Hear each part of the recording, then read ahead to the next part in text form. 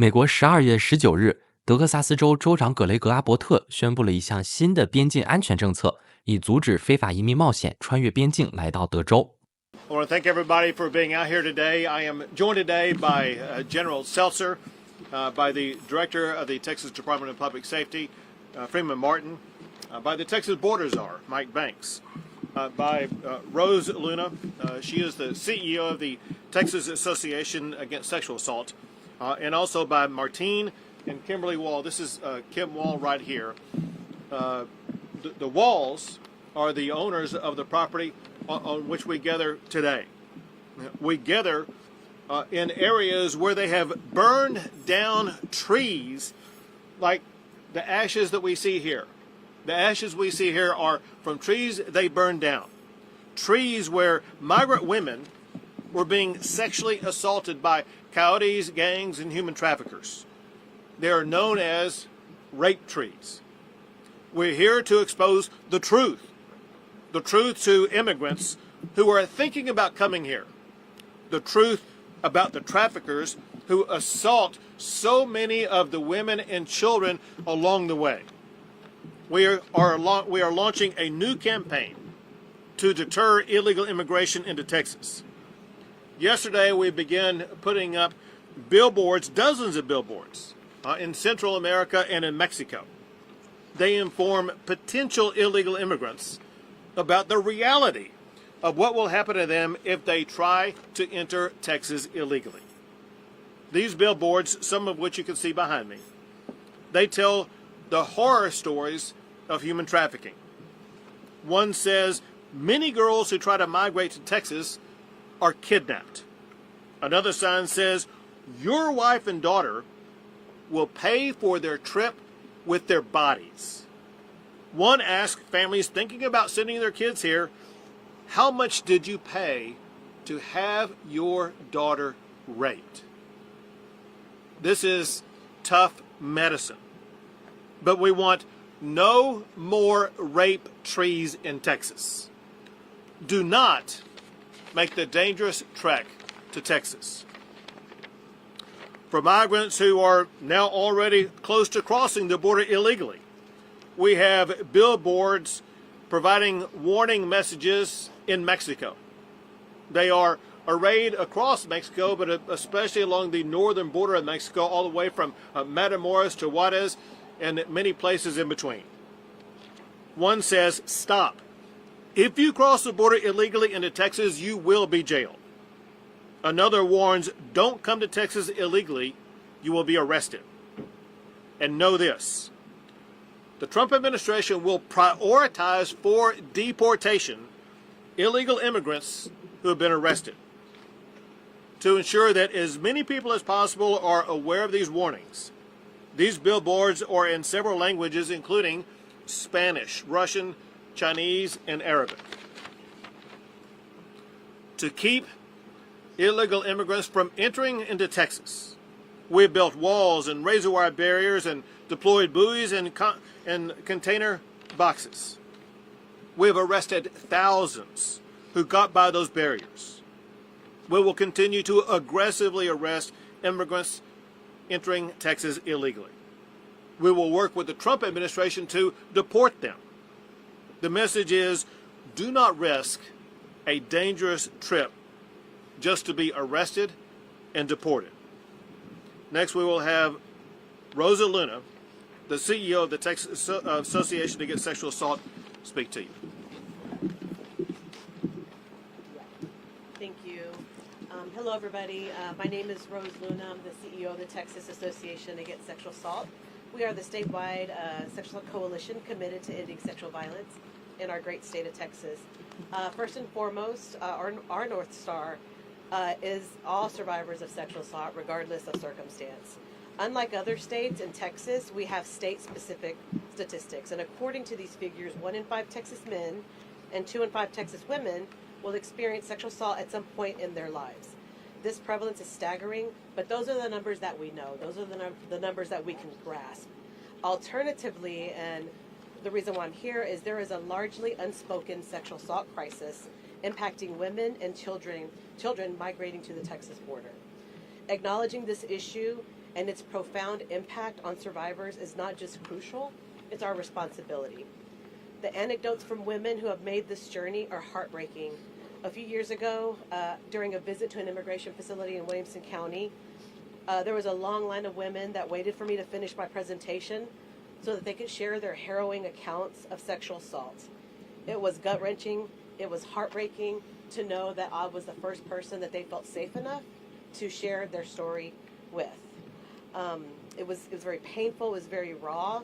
One of the quotes that seared in my brain is, one of them said, the very violence they were trying to escape is the violence that they experienced on the journey here.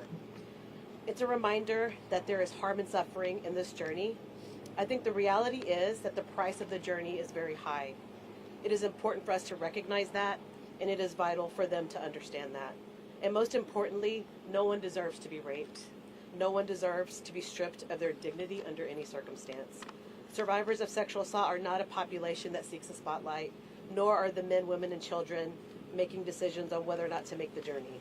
We applaud the state in recognizing the silent crisis and for acknowledging and elevating this very serious yet hidden issue. Thank you so much. Next is Kim Wall, the owner of the property on which we're located, but also a person who can share with you some harrowing stories that have occurred on this property. Hello. We've had several rape trees and lots of women that have been found beaten and raped in front of our house, left to die in drainage ditches, where it makes you terrified to go outside of your own house and enjoy your own property. I know that my husband had found 3 different rape trees and he burnt them down so we didn't have to see them. And I don't know if he found more because he quit telling me all the things he found because we were scared. And it's scary when you can't go on your own property and you're told if you do, you have to carry a gun to protect yourself because you don't know if you'll be attacked by one of the men hiding in the brush. There's been numerous children that have been found, different illegals, and we found 3 people that were found murdered this last year on our property, and it's just scary. And we all want a better life for everybody. Thank you. That little girl. The little girl. Oh, the one that they found in front of the house? Yeah. She was raped by 12 different men and beaten, left to die. And we were told that we found many, many other ones. The railroad police has, and Border Patrol had also. Thank you.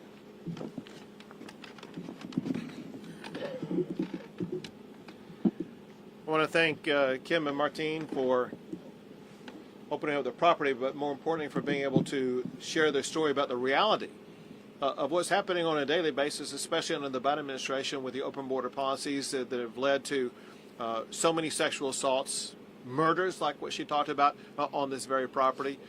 It's a deadly situation, a horrific situation for those who are victims of sexual assault, a horror that we fully expect to end beginning in about a month when President Trump takes office and shuts down the border and restores safety and normalcy to an immigration process. I'll take a few questions. Governor, I've got a question over here on this side, if you don't mind, sir. A lot of these efforts and renewed efforts seem to be physical, boots on the ground efforts. At what point do you think, in your role as governor, you can help affect actual policy out of Washington that comes in the way of law from the highest order? So what Americans expect and what I want to ensure we deliver is making sure that we do accomplish one task first, and that is to stop illegal immigration into the United States, and my job is to stop it into the state of Texas. After we accomplish that goal, then we can move on to other goals, and it will be up to the Trump administration and those serving in Washington, D.C. to figure out a pathway forward. But I don't think any American has any appetite to make reforms in the system until we do 2 things. One is to stop the illegal immigration and show we're going to be able to continue stopping it so that the only immigration that occurs is legal immigration. Do you think said last month that preparations were underway, you were with Tom Homan, to have the necessary changes go into effect on day 1? Can you give specific examples of what changes are going to be made and what you're doing in preparing for that? Maybe the collaboration between the federal agencies and DPS and National Guard. We haven't had any specific examples of what will change. So obviously, I don't have the ability to share with you precisely what the Trump administration is talking about. I can give you some top-level things that Tom Homan, the border czar, has talked about, and that is deportations will begin on day one. And one preparation for that is they need more ICE agents. They need more Border Patrol agents, and they will be working to administer those, but also to unleash Border Patrol agents as well as ICE agents to do their jobs. Very importantly, over the past 4 years, ICE and Border Patrol agents have been hindered in doing their job. Part of that doing that job is using the ICE agents to locate those who need to be deported and deport them. So you can expect, and I expect, deportations to be occurring very early in this administration. Second, I'm not even done answering this question yet. Second, there will be a massive expansion of border barriers put up. One thing that President Trump wants to achieve, that Tom Homan wants to achieve, and we must achieve in Texas, and that is to maintain the resistance. Remember this. This is a point that I made to and about President Biden repeatedly. There were 3 laws that predated even George W. Bush.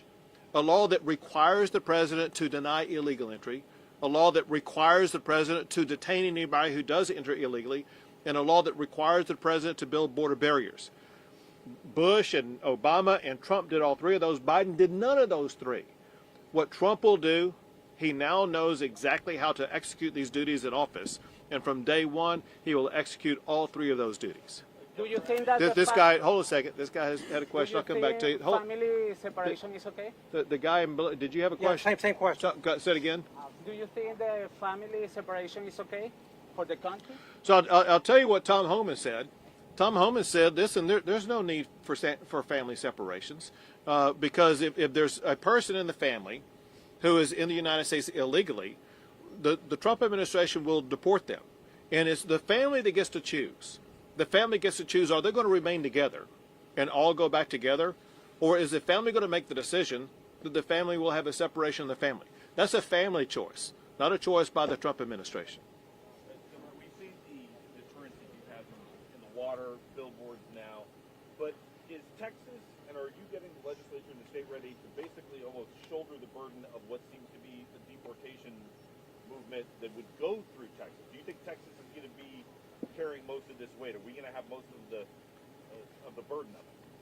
So Texas has, and we will continue to do whatever it takes to make sure that we gain control of the illegal immigration that's taking place in the state of Texas, and that means working hand in hand with the Trump administration to assist them in making sure that we close the border, secure the border, and aid them in the deportation process. I'm not asking you to tip your hand, but can you tell us at some of these high levels if Texas is going to be the main player in this? Because there's Democratic governors in California, in Arizona, and New Mexico. But then you come to Texas, which has the biggest border, and it's a Republican governor, which is in lockstep. Well, obviously because of the size of the state of Texas, because it's the most southern border state, we have 2/3 of the entire mileage between the United States and Mexico is the state of Texas. There's a lot of reasons why Texas will be playing a centerpiece role in closing the border and in the deportation process. However, this is not a Texas issue, and it's not even a Texas, New Mexico, Arizona, and California issue. This is an issue for all the states of the United States of America. And it's one of the reasons why Donald Trump was elected in the first place. So Donald Trump and Tom Homan and the entire Trump administration will be working in states all across the United States of America to make sure that if there are illegal immigrants being harbored anywhere, especially those who have committed a crime or pose a national security concern, those are the people that Tom Homan is going to go after first to make sure that we restore order and safety into our communities. What is this plan that you came today to announce? Is it just to display the ads between the border, or what's the new plan? The new plan is a deterrent to people who may be on their way to come across the border.